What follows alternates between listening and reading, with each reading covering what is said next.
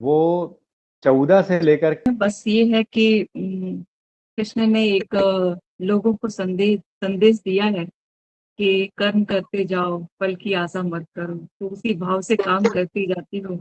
तो शायद इसीलिए वो बायोडेटा इतना लंबा हो गया। और मुझे लगता है कि हर हर व्यक्ति अपने जीवन में इसी तरह का प्रयत्न करता है। बायोडाटा। और बायोडाटा लंबा नहीं, साथ में बायोडाटा आज इम्प्रेसिव मुझे है। गीत भी गाने का मौका मिल रहा है। हालांकि मैं बहुत अच्छा गाती नहीं हूँ, पर प्रयत्न करूंगी, कि कोशिश करूंगी कि अच्छे से गा पाऊँ। हम विवेकानंद केंद्र में जब भी अपना वर्क शुरू करते थे तो एक गीत हमारे लिए अनिवार्य रूप से गाना ही होता था। तो तब से वो अनुभव गाए हुए गीत हैं, उनमें से एक मैंने चुना है। वो कुछ विषय से संबंधित भी लगता है। वही वो भाव जो हम तीर्थ यात्रा के लिए मन में लाते हैं, वही भाव कुछ इस गीत में भी है।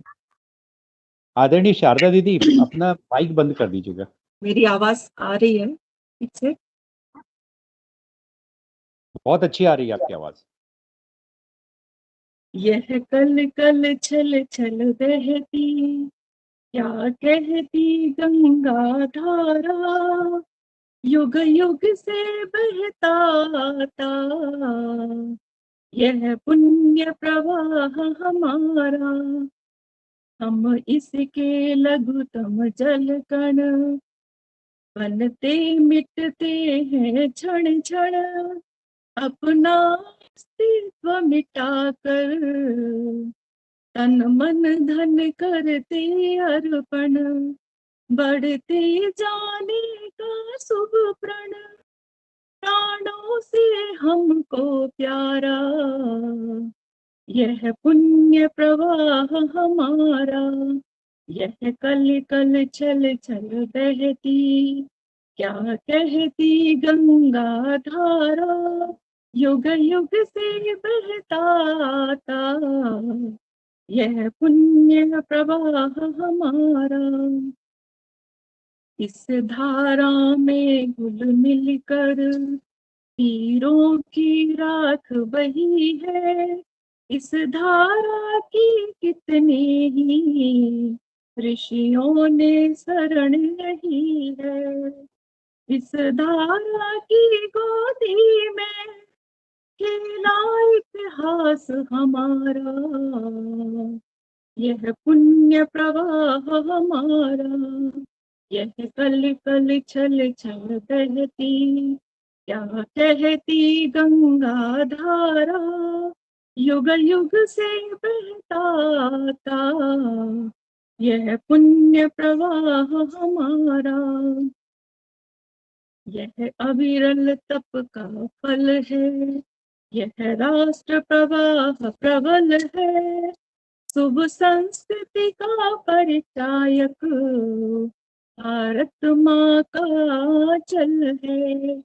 हिंदू की चिरजीवन मर्यादा धर्म सहारा, यह पुण्य प्रवाह हमारा। यह कल कल छल छल बहती, क्या कहती गंगा धारा, युग युग से बहता आता, यह युग युग से हमारा। यह पुण्य प्रवाह को रोक सकेंगे, मिटने वाले मिट जाए, कंकड़ पत्थर की हस्ती क्या बाधा बन कर आए, ढह जाएंगे पर्वत, कांपे भूमंडल सारा, यह पुण्य प्रवाह हमारा। यह कल कल छल छल बहती, क्या कहती गंगा धारा, युग युग से बहता आता, यह पुण्य प्रवाह हमारा। यह पुण्य प्रवाह हमारा, यह पुण्य प्रवाह हमारा। आज बहुत बहुत अपने आप सुंदर में लगा। बहुत विशेष दिन है, कारगिल विजय दिवस। बहुत अच्छा गीत इस था, गीत बहुत में बढ़िया वो गीत। भाव भी आता है। जो देश के लिए अपनी माँ के आंचल के लिए अपने को समर्पित कर दिए, अपने बलिदान दे दिए, मैं उन सब वीरों का नमन करती हूँ। और आज कारगिल विजय दिवस पर अपने सभी साथियों को शुभकामनाएं। क्या मैं अपना विषय शुरू करूं? स्वागत आज है का आपका। विषय है जैसे कि पर्वतीय क्षेत्रों की में हम तीर्थ यात्रा कैसे करें। शायद हमारे भारतीय मन में, भारतीय जो सनातन अपनी परंपरा है, उसमें तीर्थ यात्रा का बहुत महत्व है। शायद ही कोई व्यक्ति होगा ऐसा जिसकी ये मनोकामना ना हो कि वो तीर्थ यात्रा करे, और खास तौर पे उन विशेष स्थानों की तीर्थ यात्रा का करे जहाँ पे देवों के प्रत्यक्ष दर्शन होने की संभावना ज्यादा हो, यानी कि देवभूमि। और जब देवभूमि की बात आती है तो हिमालय का स्वतः स्मरण आ जाता है, और उनके बीच गहरे बड़े पहाड़ पर्वतों के बीच में हमारे जो तीर्थ स्थान है, तो उन पर जाने का लोगों का मन होता है। तीर्थ यात्रा एक हमारा अपना आत्मिक विषय रहा है, एक आध्यात्मिक विषय रहा है, लेकिन समय जैसे जैसे बदलता है तो हर चीज में परिवर्तन आते हैं।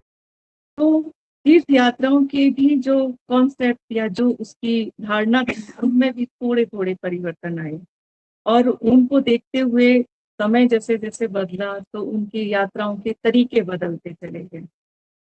मैं अपने बहुत ज्यादा तो नहीं, पर पिछले कुछ वर्षों में, मतलब 10 साल कहा जाए, पिछले 10 वर्षों में मैं लगातार यात्राएं कर रही हूँ, पर उनमें तीर्थ यात्राएं ज्यादा हो रही हैं।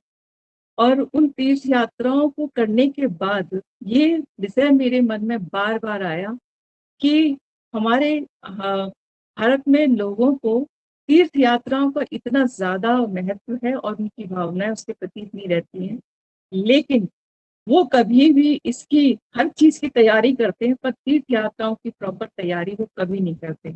इसका अनुभव मैंने उन जगहों पर जाके देखा जहां पर मैं तीर्थ यात्रा करने गई। शुरू में मुझे भी बहुत सारी तकलीफों का सामना करना पड़ा, क्योंकि जब जहां हम जा रहे होते हैं वहां की हमें जानकारियां नहीं होती हैं, तो कुछ हिडन बातें जब होती हैं वो वहां प्रत्यक्ष जाने पर ही समझ में आती है। तो ये अनुभव मेरे अपने रहे। और फिर मैंने देखा कि उसके बाद जब मेरे अपने अनुभव हो गए तो मैंने उसमें रास्ते निकालने शुरू किए। और जो हमारे शुभचिंतक जो हमसे बात करते रहते हैं, वो कभी भी जब जिक्र करते थे कि कहीं तीर्थ यात्रा पे वो जाने का प्रोग्राम बना रहे हैं, तो मैं उनको हमेशा एडवाइस दे देती थी कि नहीं, आप जा रहे हो तो आप इस चीज की तैयारी करिए, ऐसा जाइएगा। और इतना कहने के बाद भी मैंने देखा कि फिर भी कई लोगों को परेशानियों का सामना करना पड़ता है। अभी वर्तमान में जैसा हम जब बद्रीनाथ और केदारनाथ के जब पट खुलते हैं, तो ना केवल भारत में बल्कि देश विदेश में बसे हुए हमारे भारतीय परिवार, वो लोग भी इंतजार में रहते हैं कि कब पट खुले और हम भारत आए और हम देवभूमि जाएं और हम प्रभु के दर्शन करें। तो ऐसे ही मेरी अभी एक मित्र कहें, बड़ी दीदी कहें, वो भी अभी आई हुई थी, और जिस दिन पट खुले उसी दिन वो वहां पर पहुंच भी गई थी। हो सकता है अभी लाइव में भी जुड़ी हो, मैं देख नहीं पा रही हूँ। तो वहां पहुंचने के बाद भी आप देखिए कि सब संसाधन उनके पास होने के बाद भी वो दर्शन नहीं कर पाई। और वो, मैंने भी प्रयत्न किया लास्ट मोमेंट पे, लेकिन नहीं हो पाया और वो बिना दर्शन के ही वापस आई। तो ये सारी चीजें फिर और मन में प्रबल होती गई कि क्यों ना हम इन सब चीजों का भी लोगों के बीच में बात रखें कि हम अगर तीर्थ यात्रा का, खास तौर पे पर्वतीय तीर्थ यात्रा की प्लानिंग कर रहे हैं, तो हम किन बातों का ध्यान रखें, कैसी तैयारी करें, क्या चीज हमारे लिए आवश्यक है। तो ये विषय फिर इसलिए आया, और मैं जब भाई साहब से चर्चा हुई तो भाई साहब ने कहा कि हम इस स्वाध्याय में यही विषय रखेंगे। तो हो सकता है मेरे साथ साथ और भी लोगों के अनुभव बड़े अच्छे हों, जिनको हम बाद में प्रश्नोत्तरी में शेयर कर सकते हैं। तो मैं बिंदु बातों को रखती हूँ। ये तीर्थ यात्रा जब हम करते हैं तो हमारा उद्देश्य पहले स्पष्ट होना चाहिए। आजकल क्या होता है कि हमारे कई परिवार संयुक्त रूप से प्रोग्राम बना लेते हैं, और उसमें वो अपना एक टूरिज्म वाला एक घूमना घामना मस्ती वो भी रहती है, और उनका एक दूसरा कॉन्सेप्ट रहता है कि हम तीर्थ यात्रा भी कर लिया कि देव दर्शन हमारे हो जाए। तो हमारा जब भी यात्रा का प्रोग्राम बने तो उद्देश्य पहले बहुत मैटर करता है। उस चीज का आपको हमेशा ध्यान रखना चाहिए। तीर्थ यात्राएं कई तरह की होती है, एक मनोरंजन दृष्टि से होती है, एक देवों की दर्शन के हिसाब से होती है, और एक स्वास्थ्य के रूप से भी आजकल पर्यटन और टूरिज्म बढ़ा है। तो हमारी यात्रा का उद्देश्य क्या है? पहला तो ये है, अगर वो अगर आप मनोरंजन की दृष्टि से जा रहे हैं तो उसमें तीर्थ यात्रा शामिल ना करें, ये मेरा निवेदन है। और स्वास्थ्य की दृष्टि से जा रहे हैं तो थोड़ा संभव है कि उसको जोड़ा जा सकता है। जैसा कि आप जानते हैं, पर्यटन आजकल कई प्रकार का हो गया है, स्वास्थ्य की दृष्टि से हो गया है, शैक्षणिक दृष्टि से हो गया है, मनोरंजन है, परिस्थिति जन्य भी हो जाता है, और एक टूरिज्म को बढ़ाने की दृष्टि से भी रहता है। तो ऐसे जो पर्यटन के प्रकार हैं, तीर्थ दर्शन में इन प्रकारों को ना लें। मेरा मेरा अपना अनुभव है कि जब हम तीर्थ दर्शन के लिए जा रहे हैं तो वो हमारा उद्देश्य बिल्कुल स्पष्ट होना चाहिए। पहले क्या होता था कि जब हम तीर्थ यात्राओं का प्रोग्राम बनाते थे तो ज्यादातर लोग सामूहिक रूप से बनाते, अभी भी कई लोग कई जगहों पर ऐसा है कि वो सामूहिक दृष्टि से ही बनाते हैं, लेकिन ज्यादातर लोग ऐसे हैं जो सामूहिक ना करके एक सिंगल फैमिली या कभी 2 लोग या परिवार के मिला के 4 लोग ऐसे ही प्रोग्राम बनाते हैं। और कभी-कभी वो अचानक प्रोग्राम बनता है क्योंकि सब लोग आजकल व्यस्त हैं अपने जीवन में, किसी के पास समय नहीं है, तो निकल पड़ते हैं कि वहीं देखा जाएगा जाकर। तो ऐसा ना हो, इन सब चीज़ों की दृष्टि से चयन करें, कहाँ जाना है, फिर स्थान का चयन करें। कई बार ये होता है कि हम मान लीजिए बद्रीनाथ का प्रोग्राम बना है। अब बद्रीनाथ के प्रोग्राम में हम कई बार मैंने देखा है लोगों को कि वो ये देखते हैं कि ऑन द वे रास्ते में और कौन-कौन से तीर्थ स्थान पड़ रहे हैं।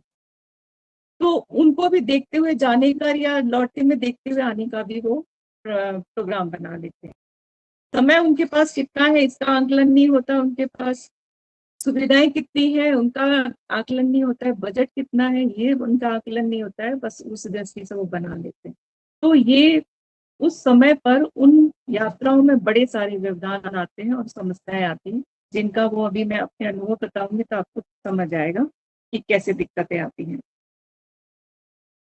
अ, पहले ही जैसे मैंने बताया कि सामूहिक रूप से लोग बनाते थे या जाते थे जैसे भी, और उनका ये भाव होता था कि हम ईश्वर से मिलने जा रहे हैं या हम उनके दर्शन करने जा रहे हैं, एक पवित्र भाव लेके ही वो चलते थे। उसमें दूसरे उनके भाव नहीं होते थे, या जिस देव से जैसे मान लीजिए बद्रीनाथ की 4 धाम की यात्रा जा रहे हैं, तो 4 धाम की यात्रा ही होती थी, उसमें और कोई दूसरी चीज़ें नहीं होती। तो जब ये पवित्र भाव होता है तो यात्राएँ भी सुगमता से और ईश्वर भी साथ देता है, रास्ते निकालता है, बहुत अच्छे से हो जाता है।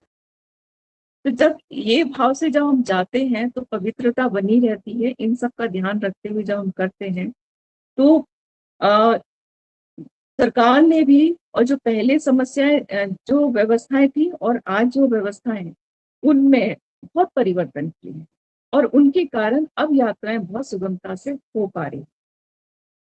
पहले जब हम जाते थे तो सडनली जाना होता था जैसे निकल गए, लेकिन आज के समय में ये संभव नहीं है। संभव इसलिए नहीं है क्योंकि आप इन सब चीज़ों से सबको परिचय है कि कुछ बड़े-बड़े प्राकृतिक रूप से घटनाएँ घटी, जिनके परिणाम पूरे देश ने देखे, और उनसे जो प्रश्न उठे और जो परेशानियाँ लोगों ने झेली, उससे सरकारों ने भी अपनी एक व्यवस्था कायम की कि किस तरह से हम लोगों को राहत देते हुए या सुविधाएँ देते हुए उनकी यात्रा को अच्छा कर सकें।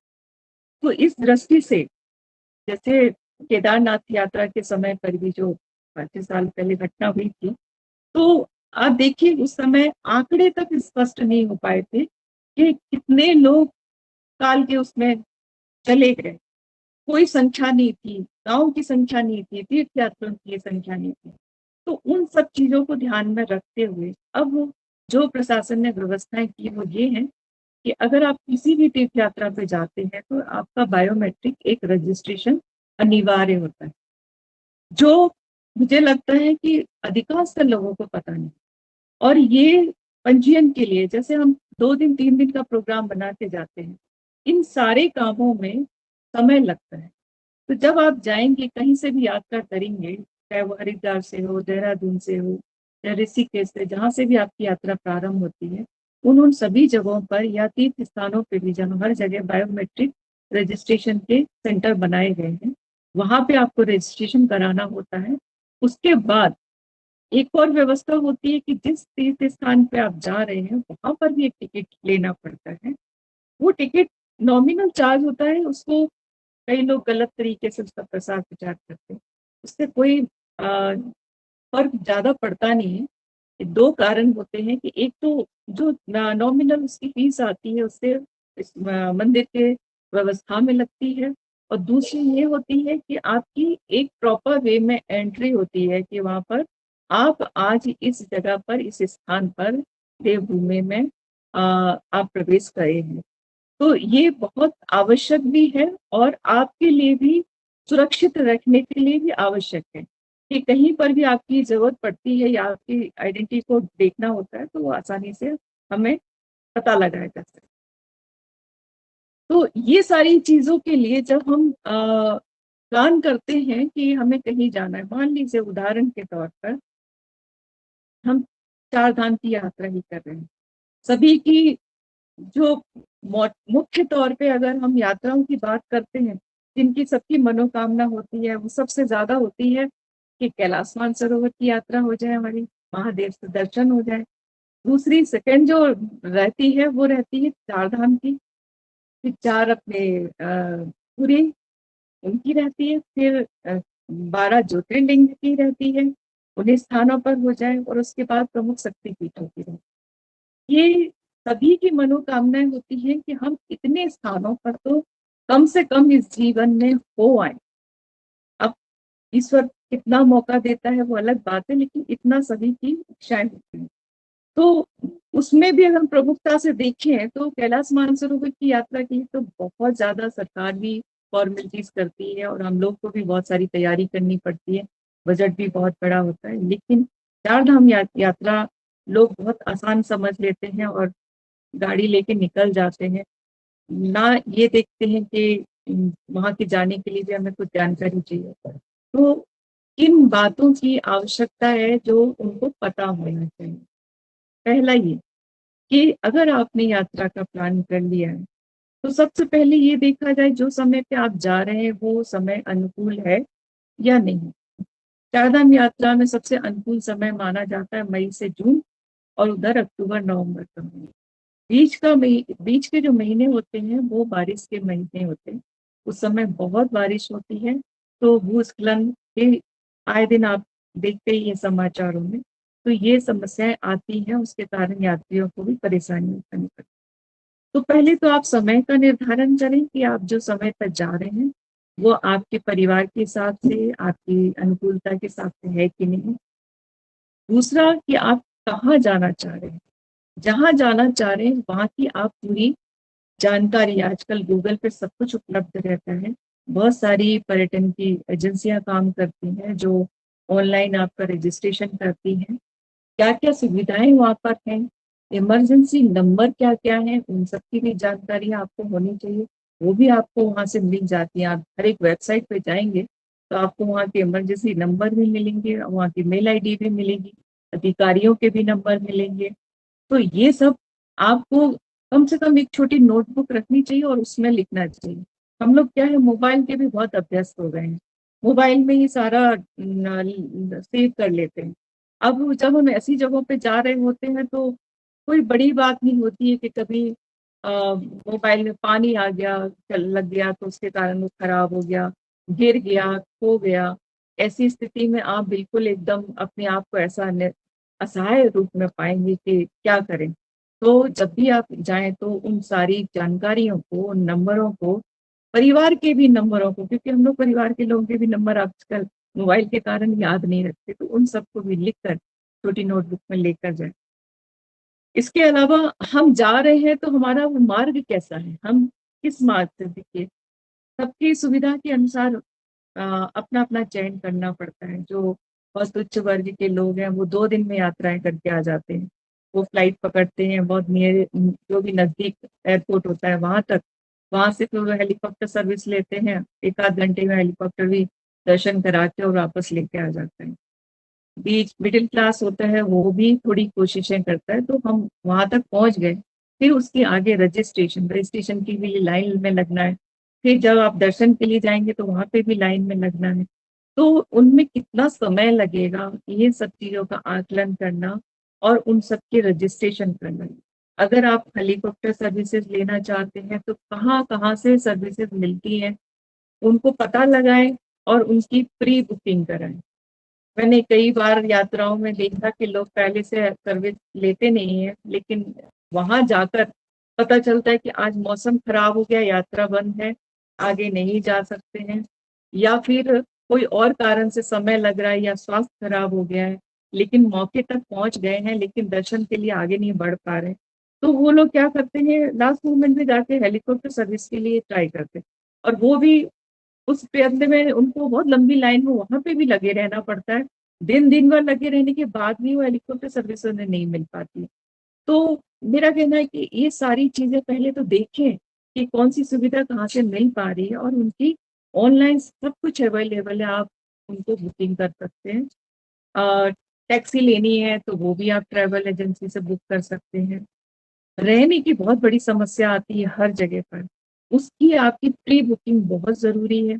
आप जैसे भी ग्रुप में जा रहे हैं तो भी आप अपनी बुक कराएँ। अगर सिंगल भी जा रहे हैं या परिवार के छोटे परिवार के साथ जा रहे हैं, तो वहाँ स्थानीय रूप से आगे-पीछे का समय को काउंट करते हुए 1 दिन या 2 दिन के लिए आप कमरे बुक करा के चलें। क्योंकि इन सब कारणों से भी वहाँ पर बहुत समस्या व्यक्ति वहाँ से बिना दर्शन के लौटता ही इसीलिए है या तो उनके पास रूम की बुकिंग नहीं होती या होती है तो वो अगले एक्सटेंड नहीं कर पा रहे होते क्योंकि उन लोग की प्री बुकिंग होती है। दूसरा उनके पास आने और जाने का लौटने का साधन जो है बुक रहता है। तो ये बहुत सारी चीज़ें हैं जो उस समय घर बैठे नहीं समझ में आती हैं। आप उनका पहले अध्ययन करें, उन सब चीज़ों की जानकारी लें और उनको लेकर फिर आप अपना प्रोग्राम बनाएँ। कुछ चीज़ें और हैं जो इस यात्राओं के दौरान आपको याद रखनी चाहिए। सामान हम लोग रखते हैं अपना, पैकिंग करते हैं, तो कई बार क्या होता है कि हमें आकलन नहीं हो पाता कि मौसम वहाँ पर कैसा होगा। हालाँकि गूगल में आजकल वो भी आ जाता है कि वहाँ उस दिन क्लाउडी से रहेगा या कुछ बारिश हो रही होगी, ऐसा आ जाता है। लेकिन मौसम तो मौसम ही है, वो कभी भी अपना परिवर्तन कर सकता है, वो आपसे पूछ के तो कभी करेगा नहीं। तो हमेशा ऐसी जगहों पे जाने के लिए आपकी वो सारी चीज़ों की भी तैयारी और वो चीज़ों को साथ ले जाना बहुत ज़रूरी होता है। इसमें आपके अपने कपड़े होते हैं, कपड़ों में गरम कपड़े भी हैं और बारिश से के लिए भी आजकल बहुत छोटे-छोटे आपके वो पैकेट में आ जाते हैं जो बरसाती टाइप की होती हैं, जिनको आप आवश्यकता पड़ने पर एक छोटे से पाउच में ही आती हैं, उनको इस्तेमाल कर सकते हैं। अ, ठंड ज़्यादा ठंडी वाली जगहों पर अगर आप जा रहे हैं तो प्रॉपर मोजे रखिए, जूते रखिए, 2 वैरायटी के जूते रखिए। सामान्य जूते वहाँ चलते नहीं हैं, थोड़े मजबूत और जो फिसलन वाली जगहों पर चल पाएँ ऐसे वाले जूते रखिए। अपनी एक्सेसरीज़ जो अपने इस्तेमाल की होती है तो वो रखते ही हैं। घड़ी घड़ी की आवश्यकता पड़ जाती है, कई बार मोबाइल काम नहीं करता तो घड़ी चाहिए होती है।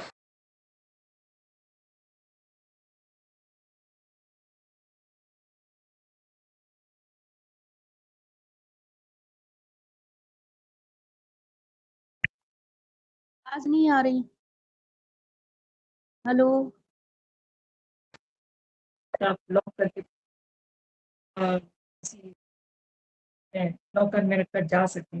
तो ये छोटी-छोटी चीज़ें आवश्यकता पड़ने पर कभी कोई फिसलन पे गिर गए या कुछ हो गया, तकलीफ हो गई, तो ऐसे फर्स्ट एड बॉक्स एक छोटी किट आती है, वो आप लेके साथ में जाइए। जब ऐसी जगह पे जाते हैं तो फ़ोटो भी बहुत खींचने होते हैं, तो डिजिटल कैमरा है, सेल्फी स्टिक है, वो सब चीज़ों की भी आवश्यकता पड़ती है। कई बार जैसे मैं भी नहीं लेके जाती हूँ, तो कई लोगों से रिक्वेस्ट करनी पड़ती है, ज़रा प्लीज़ हमारी एक फ़ोटो ले लीजिए। तो आप सेल्फी स्टिक लेके जाएँगे तो आपको ऐसी आवश्यकता नहीं पड़ेगी, आप अपना फ़ोटो खुद अच्छे से ले सकते हैं। कहीं पर आपातकाल जैसी स्थिति आ जाती है, तो ऐसे में पानी और खाने की भी समस्या लोगों को आती है। पहले ज़माने में जब तीर्थ यात्रा पे जाते थे, तो महिलाएँ ना अच्छी एक टोकरी बना के लेके जाती थीं। सारी मतलब मठरी हो गई, कुछ और छोटी-छोटी चीज़ें हो गई, जो शक्कर-पारे ऐसे टाइप की जो चीज़ें, जो ड्राई रह सकें और खराब ना हो, तो ऐसे बना के लेके जाते थे। अब आजकल लोगों के पास समय इतना होता नहीं है, तो अ, बाहर सब कुछ मिल जाता है, तो ऐसी चीज़ें जो ज़्यादा खराब ना हो और आवश्यकता पड़ने पर आपके काम आएँ, ड्राई फ्रूट्स भी हो सकते हैं उसमें। तो ऐसी चीज़ें आप अपने साथ ज़रूर रखिए। ख़ास तौर से वो लोग जिनको शुगर की प्रॉब्लम है या और बीपी हाई रहता है, तो उनको दवाइयाँ और खाने-पीने की चीज़ें ज़रूर साथ में रख के लेके जाना चाहिए। ऐसी कई बार मैंने इमरजेंसी उनकी होते देखी है। तो अब ये आवश्यकता है बातों में और जो भी बात आएँगी तो वो भी मैं आपको बताऊँगी। लेकिन मैं अपने कुछ अब अनुभव शेयर करना चाहती हूँ, छोटे-छोटे संक्षिप्त रूप में कि कैसे दिक्कत आती है। पहली बार जब मैं चारधाम की यात्रा पे गई थी, तो मेरी बेटी ने मेरी सारी चीज़ों की बुकिंग करा रखी थी। टैक्सी की भी करा रखी थी, होटल की भी करा रखी थी, हेलीकॉप्टर की भी करा रखी थी। तो हम बहुत आसानी से गए और आसानी से आ गए। लेकिन जब वहाँ हेलीकॉप्टर में भी क्या रहता है बहुत बुकिंग रहती है, तो वो लोग स्लॉट बुक करके रखते हैं कि अभी इस स्लॉट में ये 6 लोग जाएँगे, फिर अगले स्लॉट में ये 6 लोग जाएँगे। तो वो स्लॉट की बुकिंग में भी हमको बैठ के रहना पड़ता है बहुत देर तक कि हमारा स्लॉट कब आने वाला है। तो पहली बार मैंने वहाँ पर ये देखा कि वहाँ पर कम से कम दूर-दूर तक अच्छी खासी लाइन लगी हुई थी और वो लोग सिर्फ़ इस इंतज़ार में वहाँ पे लाइन में लगे हुए थे कि जिन लोगों की एडवांस बुकिंग है, उनमें से कोई यात्री नहीं आया हो, तो उनको स्लॉट मिल जाए। उनको उस समय पे बुकिंग होके उनको जाने को मिल जाए। आप सोचिए जो लोग एडवांस बुकिंग करके आए, कोई एक-आध ही होगा ऐसा, जो किसी कारण से नहीं आ पाया होगा। उसके लिए वहाँ पे इतने लोग लाइन में लगे हुए थे। तो मुझे यहाँ पहली बार मुझे हैरानी हुई थी कि अगर आपको हेलीकॉप्टर से ही जाना था, तो आप ये सुविधा क्यों नहीं लिए? तो इसलिए मैं आपको बता रही हूँ। दूसरा मैंने फिर एक और देखा, दूसरा मेरा अनुभव हेलीकॉप्टर का जो था, वो था अमरनाथ यात्रा में। अमरनाथ यात्रा जब मैं गई थी अ, हमारे भोपाल शहर से ही हमारे भाई साहब हैं रिंकू बटेजा जी, वो हर साल यात्राएँ लेके जाते हैं। उन्हीं के साथ संयुक्त रूप से हम भी चले गए थे और वहाँ अ, जाकर जम्मू जाकर जैसे जम्मू पहुँचे हैं, वैसे ही हमें पता चला कि यात्रा बंद हो गई है।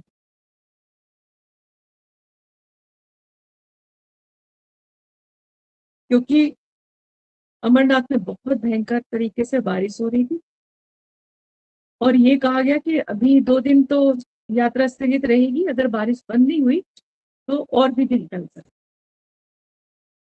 तो हमने उसमें सोच लिया बाकी सब लोग वैष्णो देवी चले गए कि चलो तब तक 2 दिन का इंतज़ार करना है तो हम वैष्णो देवी चले जाते हैं।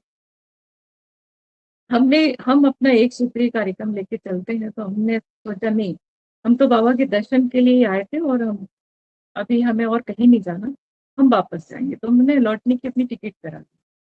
लेकिन इसको क्या संयोग कहा जाए कि वो ट्रेन भी जो सुबह 7 बजे जानी थी, वो शाम को 4 बजे जानी थी। सारे लोग मतलब वो वैष्णो देवी चले गए, हम अकेले वहाँ स्टेशन पे बैठे।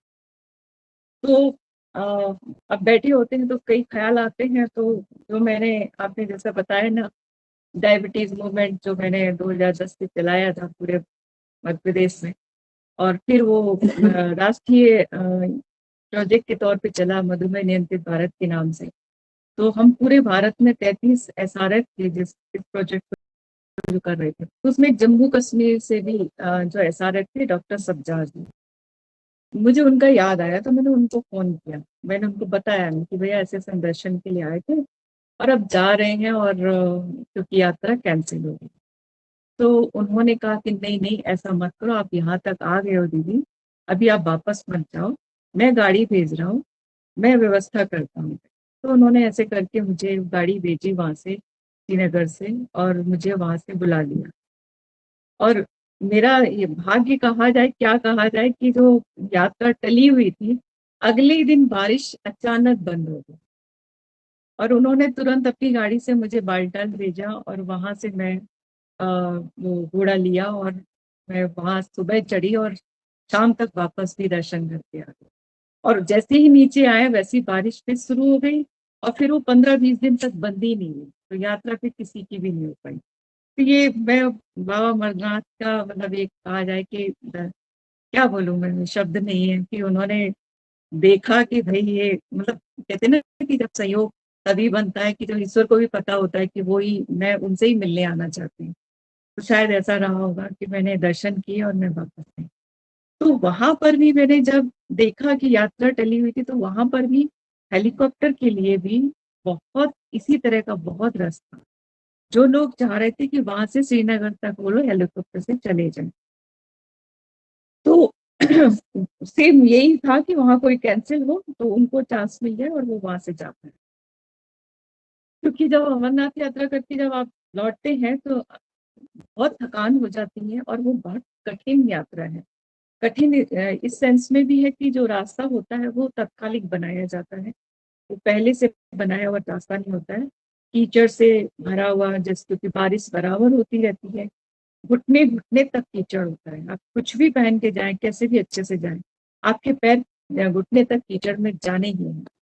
तो ऐसी यात्रा होती है। खच्चर में भी अगर आप जाते हैं, तो वो इतना सकरा रास्ता होता है, उसी में पैदल यात्री भी चल रहे होते हैं, उसी में वो खच्चर जाने वाले भी चल रहे होते हैं और आने वाले भी चल रहे होते हैं। तो अक्सर वहाँ पर जो दुर्घटना होती है, वो मैं आपको ज़रूर बताना चाहूँगी कि मैंने वहाँ प्रत्यक्ष भी ये सब चीज़ें देखी कि जब एक खच्चर आ रहा है और एक खच्चर जा रहा है, तो दोनों के बीच में इतना भी गैप नहीं होता है कि वो आसानी से निकल जाए और उनके ऊपर काठी लगी रहती है, आपको पता है। वो अक्सर दूसरे लोगों के घुटने में टकराती है और कई लोगों के पैर जो है फ्रैक्चर होते हैं। तो ये चीज़ मैंने भी अनुभव की जब मैं भी खच्चर पे ही गई थी, तो मैंने भी की। अब चूँकि हम तो योग वाले हैं, तो हम पैर उठा लेते थे ऊपर, लेकिन मैंने बहुत सारे लोगों को देखा कि वो रगड़ खाते हुए, टकराते हुए जा रहे हैं। तो मुझे बड़ी दया भी आ रही थी। तो ये छोटी-छोटी सी सावधानी और आवश्यकता है जिनका ध्यान आपको होना चाहिए। और ये सब जैसे मेरी यात्रा टली और फिर मैं वहाँ पर भी जाके मुझे अ, एक चीज़ का और हाँ, पालन करना पड़ा कि जब वहाँ हम पहुँच भी गए बालटाल में, तो वहाँ पर भी रजिस्ट्रेशन और वहाँ पे भी लंबी लाइन।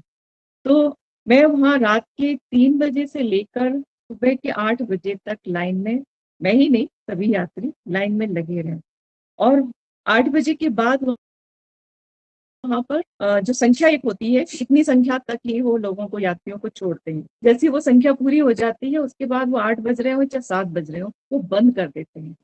तो ये कोई पता नहीं होता है कि आपको अभी आज आप पहुँच भी गए हैं जगह पर और आपको अभी जाने का मौका मिल भी जाएगा कि नहीं, ये भी आपकी किस्मत के ऊपर होता है। तो ऐसा ही था, तो मैं भी बहुत जल्दी जाके लाइन में ऐसी लगी कि पीछे ना हो जाऊँ और मेरा आज का दिन निकल ना जाए।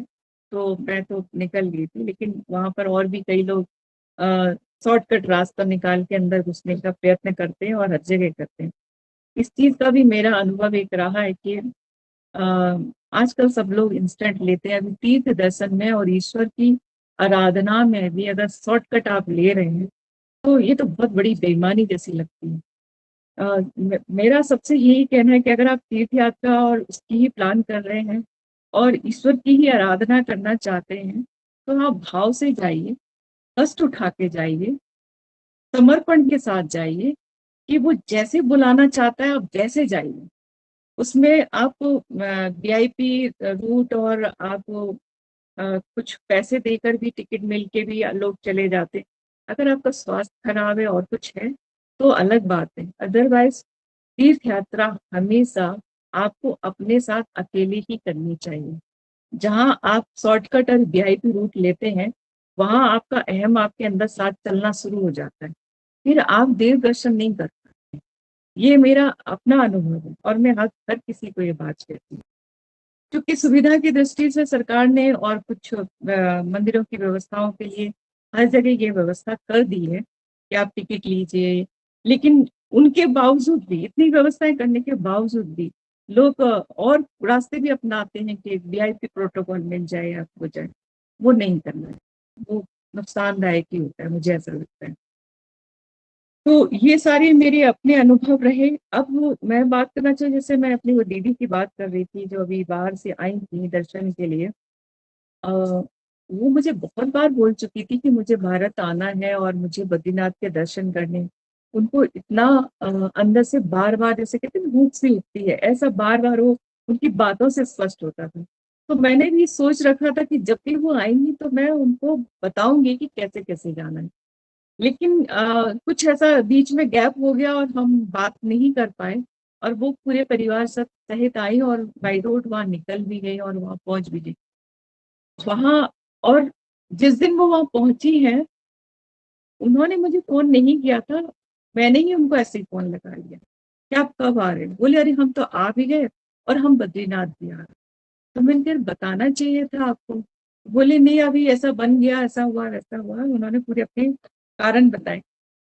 तो मुझे लगा कैसे भी हो जाएगा, वहाँ पे मैंने कोशिश की, वीआईपी व्यवस्था की कि उनको दर्शन हो जाए। लेकिन पहला ही दिन पट खुलता है तो पूरे भारत में लोगों का ऐसा सोचना होता है कि ईश्वर जब दरवाज़ा खुले हम सबसे पहले साक्षात कर लें, हमारे दर्शन हो जाने। तो उस समय बहुत ज़्यादा क्राउड होता है और चूँकि उनका रजिस्ट्रेशन नहीं था, उन्होंने एंट्री भी नहीं ली हुई थी और वो भीड़, उसमें कोशिश भी उन्होंने की, लेकिन उतनी भीड़-भाड़ देखकर वो नहीं कर पाए और उन्हें वापस आना। तो ये छोटी-छोटी, जैसे मैं भी जब बद्रीनाथ गई थी तो मैं रात को पहुँच गई थी। लेकिन मुझे पता नहीं था कि वहाँ भी जाके एक और रजिस्ट्रेशन कराना है। अगले दिन जब हम वहाँ लाइन में लगे तब उन लोगों ने बताया कि आपका रजिस्ट्रेशन हुआ है क्या? तो हमें दोबारा वहाँ से निकल के लाइन में लगना पड़ा, रजिस्ट्रेशन कराना पड़ा, तब जाके हमारे वो दर्शन हो पाए। तो ये बहुत छोटी-सी चीज़ें होती हैं, छोटी-सी बातें होती हैं तैयारियों के लिए। अ, आजकल जो हमारे युवा बच्चे हैं, वो जब भी कहीं टूर पे जाते हैं, फैमिली ट्रिप पे भी जब जाते हैं, तो मैंने देखा है वो बारीकी से बहुत एक-एक चीज़ का वो करते हैं, तैयारियाँ करते हैं। जैसे कि बुकिंग तो हो गई, एक नॉर्मल है कि होटल बुक कर लिया है और आ आस-पास साइट सीइंग क्या है, उसके लिए वहाँ लोकल हमें कोई गाड़ी की ज़रूरत तो नहीं पड़ेगी, वेदर कैसा रहता है, उसको लेके क्या-क्या चीज़ों की आवश्यकता पड़ती है, इस तरह से वो तैयारियाँ करते हैं। पर जब उनके पेरेंट्स कहीं तीर्थ यात्रा में जा रहे होते हैं, वहाँ पर वो थोड़ा-सा भूल जाते हैं कि वो तैयारी जो वो अपने लिए करते हैं, उस दृष्टि से, क्योंकि वो तीर्थ यात्रा पे जा रहे हैं, तो पेरेंट्स के पास वो सारी चीज़ें हैं या नहीं है? या वो उन्होंने ऐसी तैयारी की है कि नहीं की है? या उनके पास इमरजेंसी नंबर है कि नहीं है?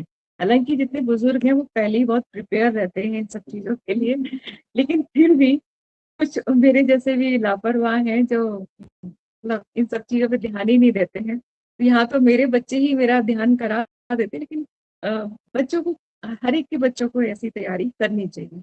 क्योंकि अब जो नई टेक्नोलॉजी के हिसाब से जो तैयारियाँ अब सरकार प्रशासन जो करता है, उससे वो बुजुर्ग अनभिज्ञ हैं, उनको नहीं पता। उन्हें मोबाइल पे भी, ऐप से भी ये सब चीज़ें करनी नहीं आती हैं। हम अभी सडनली टिकट बना लेते हैं, कहीं की भी बुकिंग कर लेते हैं। लेकिन बहुत सारे लोग हैं जिनको सिर्फ़ फ़ोन पे फ़ोन करना ही आता है। ज़्यादा से ज़्यादा व्हाट्सएप चलाना आता है, लेकिन ये बुकिंग का काम वो नहीं कर पाते। तो ये सारी तैयारियाँ बच्चों को करके देनी चाहिए और उनको समझाना भी चाहिए। इसको आप कैसे ऑपरेट करोगे? कहीं आपको ओटीपी नंबर देना है तो कैसे देना है? कई बार ये होता है कि ओटीपी देना नंबर ज़रूरी है, लेकिन बुज़ुर्गों को इतना डर लगा होता है कि कहीं ये बैंक का फ्रॉड तो नहीं हो जाएगा, वो नंबर ही देने को तैयार नहीं होते। तो ऐसे बहुत सारी चीज़ें हैं कि कहाँ उन्हें भय करना है, कहाँ नहीं करना है, किन चीज़ों का ध्यान रखना है, किनका नहीं रखना है, ऐसी एडवाइस देकर, समझाकर उनको भेजा जा सकता है। कोशिश करें कि खुद लेकर जाएँ, लेकिन आजकल समय होता नहीं है, तो आप व्यवस्था करके दें कि वो अच्छे से वहाँ पर जाके अपने दर्शन करके आ पाएँ। तो हमारी देवभूमि जो हिमालय, जिसका सबका स्वप्न होता है, ऐसी तीर्थ यात्राओं पे जब भी आप ऐसे जाए तो बस इन सब चीजों का ध्यान रखें। तो मैं अपनी बात को यहीं समाप्त करना चाहूंगी, और आपके भी कोई प्रश्न या अनुभव हो तो जरूर। बहुत बहुत धन्यवाद दीदी। कोई आप में से कोई भी प्रश्न पूछना चाहे तो अवश्य पूछें विषय पर। देव दर्शन परमात्मा की इच्छा के अधीन भी होता है।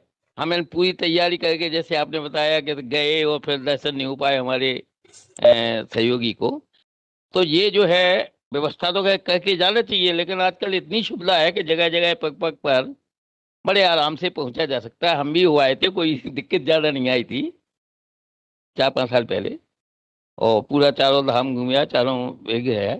तो यात्रा में जो है कुछ और सिंपल गए थे, ना कोई वीआईपी में ना एक्स्ट्रा खर्च में।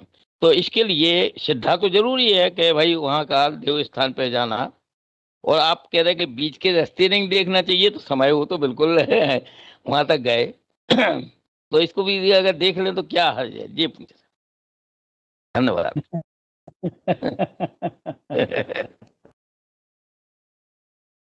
पूरन जी का प्रश्न बड़ा जोरदार है।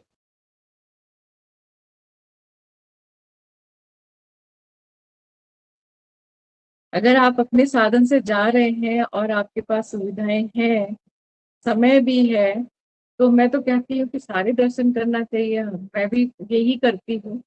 मेरा कहने का ये मतलब नहीं था, मैं ये बताना चाह रही थी कि जो प्रमुख दर्शन के लिए आप जा रहे हैं,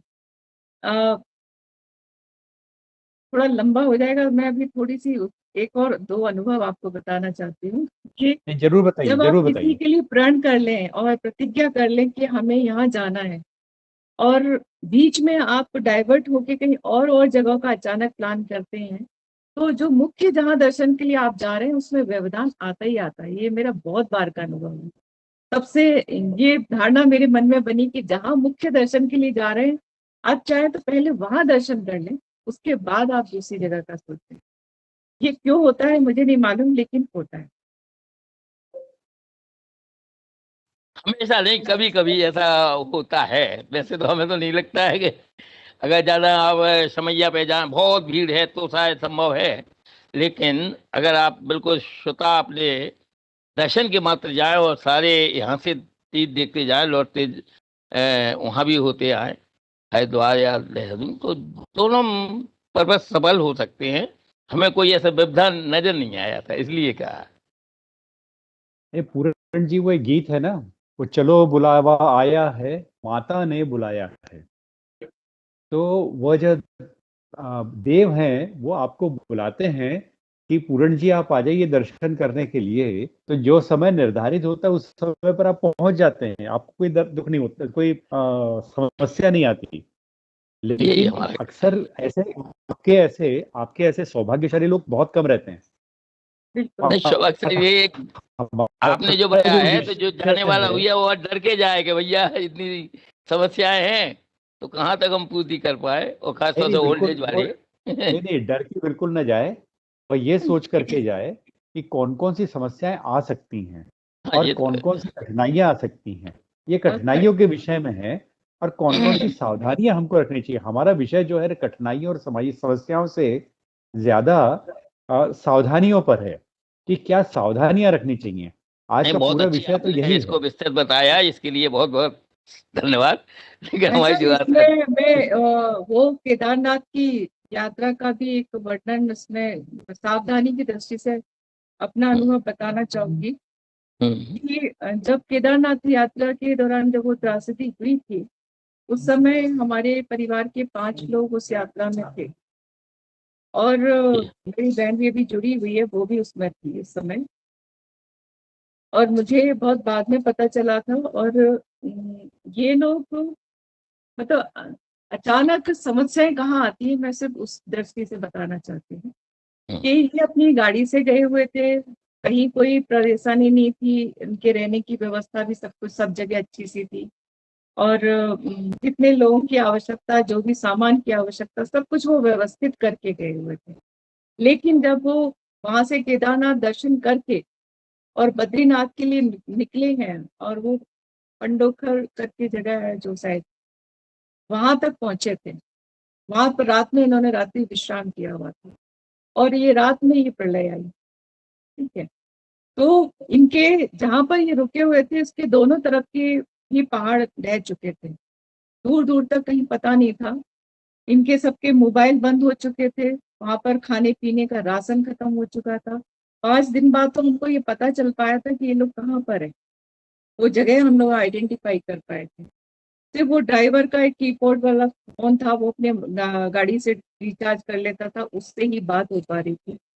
और इन लोगों ने जो मिट्टी वाला मिला हुआ पानी जो गंगा से बह के आ रहा था, क्योंकि वो इतने वेग में थी और मिट्टी सहित वो पानी आ रहा था, वहां पर जो आश्रम में था वहाँ पानी की व्यवस्था भी खत्म हो गई थी, राशन खत्म हो गया, सिलेंडर खत्म हो गया। हमारी माँ ने भी वो पानी, मिट्टी वाला पानी पिया तो उनके फेफड़े में पूरा इन्फेक्शन फैल चुका था, जिसके हाँ ये कारण तो वो कोमा जैसी स्थिति में चली गई। ये लोग मोमबत्ती में पानी गर्म कर करके उनको पिला पिला के काम चला रहे थे, मतलब। और वो ड्राइवर के फोन से ही मुझे लोकेशन पता चली थी। आप ये देखिए कि उस समय इमरजेंसी नंबर सब जगह दिए गए थे कि इन नंबरों पे संपर्क करें कि आपके परिजनों की पता चले। वो नंबर, एक भी नंबर फोन किसी ने नहीं उठाया, क्योंकि इतने लोग ट्राई कर रहे होंगे।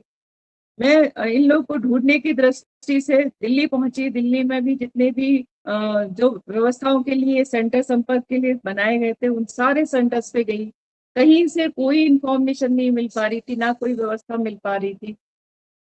मैं, हम लोग, हमारे घर में सब उस समय लिटरली सब रो रहे थे, और ये ढूंढ रहे थे रास्ता कि कौन सा मार्ग ऐसा मिल जाए कि जिससे हमें ये पता चल जाए वो लोग कहाँ पर हैं, जीवित भी है कि नहीं है, और है तो हम कैसे लाए। छोटी बहन जो बहुत रोए जा रही थी, उसको ये पता चला कि एक हेलीकॉप्टर है, वो जा रहा है, और वो 1 लाख रुपए एक प्रति व्यक्ति के दर से पैसा ले रहा है। तो उसने मुझे मेरे हाथ में 1 लाख रुपए रखे बोलती है कि आप मेरी माँ को लेकर आओ। तो मैं भी रोने लगी। मैंने कहा तेरी माँ मेरी माँ नहीं है क्या? तो फिर जो भी साधन थे, मैं जिसको भी फोन लगाती थी, हमारे माननीय संगठन मंत्री जी अरविंद मेनन जी उस समय थे, मैंने उनको भी फोन लगाया। बोले दीदी मेरे भी घर के लोग वहां फंसे हुए हैं। जिसको फोन लगाती उसका कोई ना कोई वहां पर था। ऐसे मतलब लग रहा, समझ ही नहीं आ रहा था कि क्या करें और क्या ना करें। तो ये समस्या जो आती है ना, कहते कभी नहीं आती। आखिर में मैंने अपने कुछ पत्रकार बंधुओं से मदद ली। उन्होंने बताया कि कुछ हेलीकॉप्टर, और हमारे माननीय सदैव कैलाश जोशी जी उस समय बहुत ज्यादा सक्रियता से, उनको जब मैंने कहा तो उन्होंने आर्मी में बात की, और सतपाल जी महाराज थे, उनसे बात की। तो हेलीकॉप्टर्स की कुछ व्यवस्थाएं आर्मी से तुरंत की गई थी और वो भेजे गए थे, जिसमें एक हेलीकॉप्टर मेरी माँ के लिए भी भेजा गया था। वहां से वो 5 लोगों को वहां से रेस्क्यू किया गया और उनको जोशीमठ लाया गया। वहां आर्मी हॉस्पिटल में इन लोगों को भर्ती किया गया था। जब इनको थोड़ी माँ ऐसी होश में आई थी, और फिर वहां से हमने और साधनों से करके उनको श्रीनगर तक बुलाया, और श्रीनगर से मैं खुद उनको गाड़ी से लेकर आई थी। पूरे रास्ते में ड्राइव करवा के गाड़ी से गई। मुझे एक व्यक्ति नहीं कहीं सड़क पे मिला, सिर्फ गाड़ियां उल्टी पलटी पड़ी हुई दिखाई दे रही थी। मतलब वो मंजर आंखों में आज तक बसा हुआ है। और इनको जब मैं सुरक्षित घर लेकर आ गई तो वो मैं कैसे ईश्वर को धन्यवाद देती हूँ मुझे नहीं मालूम। शायद उन्होंने ही बचाया होगा, उन्होंने ही सारे मार्ग निकाले होंगे। शायद वो बुद्धि मुझे दी होगी कि मैं कैसे भी इनको लेकर आ जाऊं। तो हमारी सारी व्यवस्थाएं, हमारे साधन, हमारी सारी सुरक्षा सब कभी कभी धरी रह जाती है। ये कब ऐसी समस्याएं आती हैं जिनका कोई निराकरण नहीं होता है। वो नंबर है लेकिन नंबर नहीं लग रहे हैं। हमारे पास साधन है पर हम साधन का यूज नहीं कर पा रहे हैं। गाड़ी है पर गाड़ी के लिए रास्ता नहीं, सड़क बह चुकी है। वहां स्थानीय कई कार्यकर्ता थे जिन्होंने कहा कि मेरा मेरा मेरा रोना धोना देखकर उन्होंने कहा कि नहीं, हम माँ को पीठ पे लाद के हम पहाड़ी से लेकर लटका के लेके आ जाएंगे। तो हमने बहुत दिन इंतजार भी किया, नहीं नहीं हम कोशिश कर रहे हैं। पर जब रेस्क्यू हो गया वहां से, उनको ले आए तो तब तक तसल्ली हुई। तो ये सौभाग्य की बात है कि सबको ईश्वर बिना किसी व्यवधान के दर्शन दे देते हैं, और कभी कभी ऐसी समस्या, ऐसी परीक्षाएं भी ले लेते हैं। तो ये हमारे लिए सबक होते हैं। नहीं बहन जी, आज तो मोबाइल और हर सिस्टम हो गए हैं, लेकिन जब नहीं थे तब और ज्यादा यात्री जाते थे, तब कैसे होता होगा? यात्राओं का निर्धारण करते हैं। आज मोबाइल और हर सुविधा हर जगह मिलने लगी है तीर्थ यात्राओं पे भी, लेकिन जब मोबाइल नहीं थे, कोई ऐसे साधन नहीं थे, तब भी इतनी यात्रा जाती थी हमारे जैसे माता पिता या भाई लोग गए तो बहुत बढ़िया मतलब जैसे भी गए। आज देखो, अगर ध्येय है, भगवान पे श्रद्धा है, तो जैसे भी हो, और प्रकृति को रोक नहीं सकता है, कभी बारिश हो जाए कभी रुक जाए सर। तो इसके लिए तैयारी तो लोग अपनी पुटंजा बांध के जाते, तब तो भी आराम से जाते थे। इसीलिए तो तो वो दर्शन शब्द हो है। पाते थे, क्योंकि हाँ, तब अगर 100 लोग एक साथ मिलके जा रहे हैं तो कम से कम 100 गाड़ियां नहीं होती थी, 4 गाड़ियां होती थी।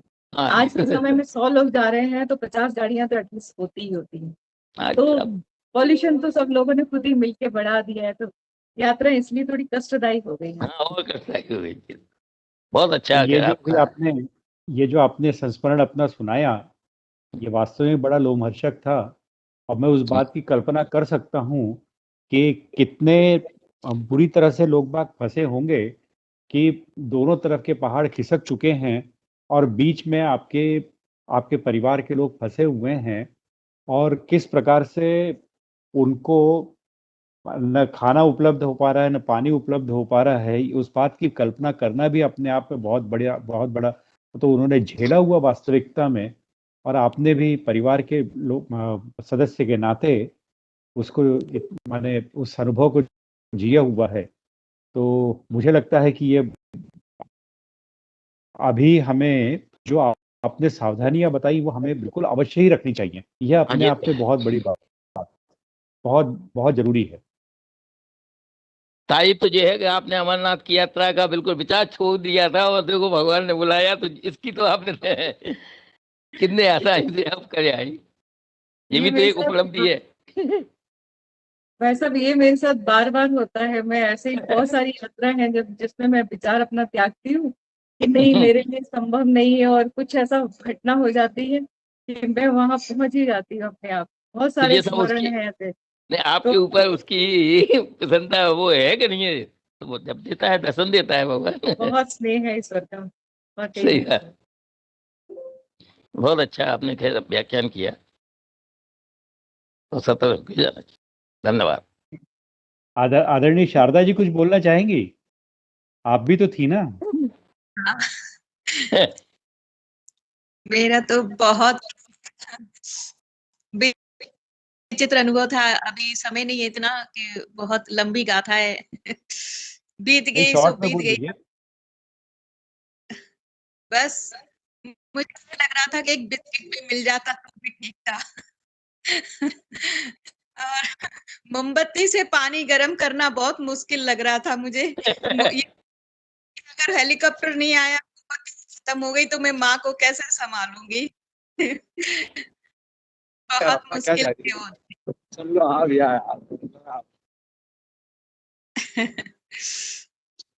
सब बोलबाला आजकल।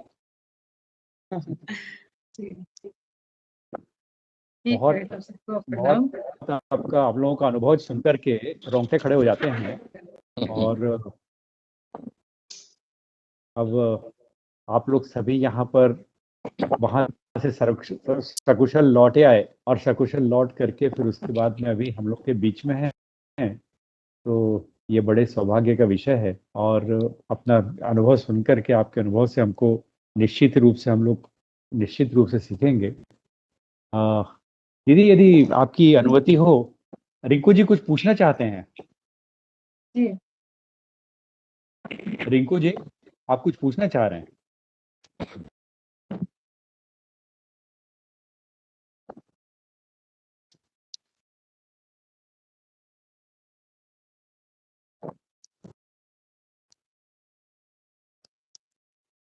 मेरे ख्याल से आवाज तो उनकी आ नहीं रही है। नहीं आ रही भाई साहब। हैं? नहीं आ रही भाई साहब, कट गया है। हाँ, अच्छा अच्छा। और कोई कुछ कुछ पूछना चाहते हो तो पूछ लें, फिर नहीं तो फिर आज का कार्यक्रम हम यहीं पर संपूर्ण करें।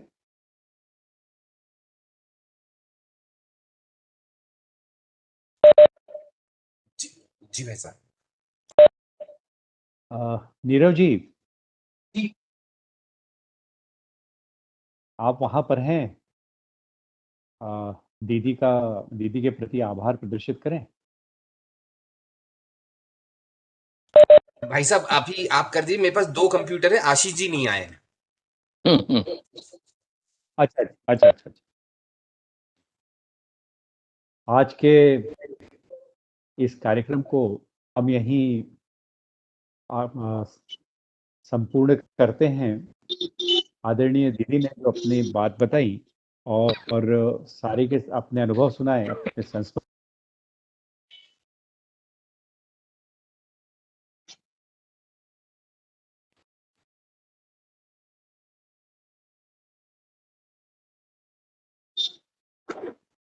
रहेगा दीदी। और इसकी लिंक जो है हमने जितने भी लोगों को भेजी हैं, जितने भी लोगों को हमने सूचना दी हुई है, उन सभी लोगों को ये लिंक भेजेंगे, ताकि यदि किसी को कुछ यात्रा करनी हो। अभी हाल ही में हमारे कुछ मित्र जो हैं अमरनाथ की यात्रा पे गए हुए हैं, और जिस समय उन्होंने मुझसे बात करी तो मैंने उनको बताया कि भाई अमरनाथ यात्रा में आपको बहुत सारी सावधानियां रखनी पड़ेंगी, और उसमें आपका रेफरेंस भी दिया कि भाई ये दीदी ने जो है ना वहां पर जाकर के, और फिर उसके बाद में रजिस्ट्रेशन कराया था। रजिस्ट्रेशन कराने के बाद में लाइन में लगी थी, लाइन से निकल करके फिर रजिस्ट्रेशन कराया, रजिस्ट्रेशन करा करके फिर लाइन से लगी। तो ये सारी बातें उनको बताई, और उन्होंने जो है ना यहाँ से चलते वक्त मुझे यह कहना